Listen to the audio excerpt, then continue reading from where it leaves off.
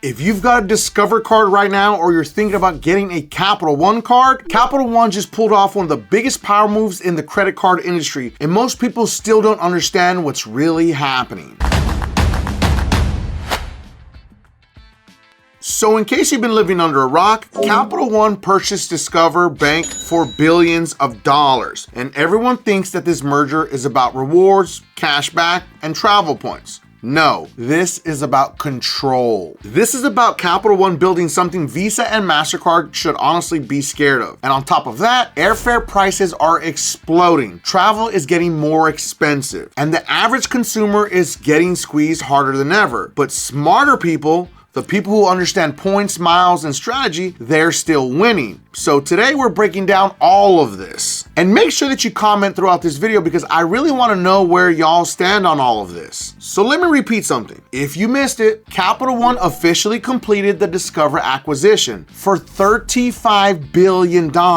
That's not small money by any means. And now we're finally starting to see real transition happen. People are already getting emails about changes starting July 27th of 2026. Now personally, I think this is where things get very interesting because a lot of people think Capital One bought Discover for customers. I don't think that's the real reason. I think they bought Discover because they wanted the network, the rails, the infrastructure. So every time you swipe a MasterCard or a Visa, someone gets paid, of course. Visa gets paid, Mastercard gets paid. Capital One said, why are we paying toll fees forever when we can actually own the highway? That's the game. And honestly, it's genius. Now I want you to comment down below. Do you think Discover cards get better after this or worse? Because I think some cards can survive and some will absolutely disappear. Now let's take a few minutes and talk about the actual cards, because this is where people are gonna get emotional. I personally think the rotating 5% cashback Discover card survives. Why? Because honestly, people love that card. That card has massive years of goodwill behind it, and honestly, it still competes well. But of course, the weaker cards that are like 1.5% cashback cards, yeah, I think those are living on seriously borrowed time. Because now they overlap too much of Capital One products. And bank hate overlap.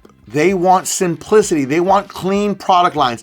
They don't want customers confused between 5 different versions of basically the same card. So I would not be surprised at all if some Discover cards slowly become legacy products, meaning existing users actually keep them. But of course, new applications will disappear. We've seen this happen before in the credit card world, and honestly, I think this is honestly just the beginning. But here's the part that nobody's talking about enough. This merger is way bigger than rewards. Capital One now has something incredibly powerful, their own payment network, and that changes everything. Because now, if the Credit Card Competition Act becomes reality, Capital One is already positioned ahead of everyone else. Think about it. Other banks might have to scramble looking for alternative networks. Capital One already has one, and that's a massive advantage. And here's where it gets even crazier. What if Capital One opens that network to other banks? Now they're not just avoiding fees, now they're making money from everybody else using their entire rail system. And that's honestly next level strategy. And this is exactly why I keep telling people, stop looking at credit cards like toys. These banks are playing chess,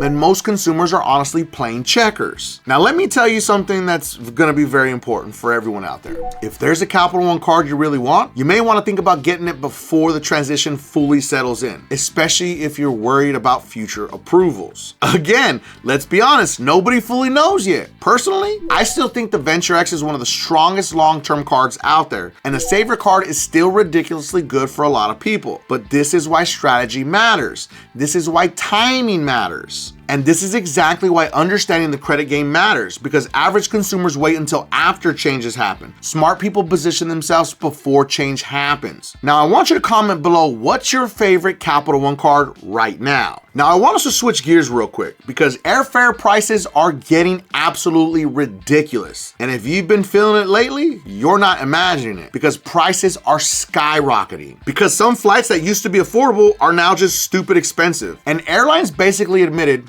yeah, prices are probably staying high. That's the part people aren't understanding. These companies realize that consumers are still paying, so Now, why lower the prices? This is exactly what happened after inflation hit everything else. Companies discovered, oh, well, people will still buy, so the higher prices stay. I want to give a special shout out to all my beasters out there that are working hard to fix their credit using DisputeBeast, the most advanced AI credit repair software ever created that comes with a 110% money back guarantee. But specifically to Tanya. Tanya's credit score went up 289 points after just one round with DisputeBeast. And Christian's credit score went up 366 points after just one round with DisputeBeast. And let's not forget about Allison. Allison's credit score went up 204 points after just one round with DisputeBeast. DisputeBeast link is going to be in the video description and pinned at the top of the comments for anyone that needs to fix their credit. And airlines are doing the same thing. Meanwhile, premium travel demand is still growing, which is kind of crazy. Wealthy travelers are still buying business class, still flying luxury, still booking premium cabins, which means airlines have zero incentive to lower prices. That's just reality. And this right here is why I think points and miles become even more valuable moving forward, because if flights are expensive either way, I'd rather use points. I'd rather transfer points. Honestly, I'd rather let the bank subsidize the trip. This is why learning the credit card game matters, because the average person seeing prices rise just suffers. Smart credit users adapt. And some of these redemption values right now are just honestly insane. You can literally get thousands of dollars in travel value if you know what you're doing. Meanwhile, most people are redeeming points for gift cards like psychopaths. Yeah, I said it. That's right. But I want you to comment below, are you team cashback or team travel? I already know the comment section is about to be a war zone between this one. But honestly, the biggest lesson from all of this is simple. The financial world is changing fast. Banks are consolidating, travel is changing, rewards are changing, and approval systems are also changing.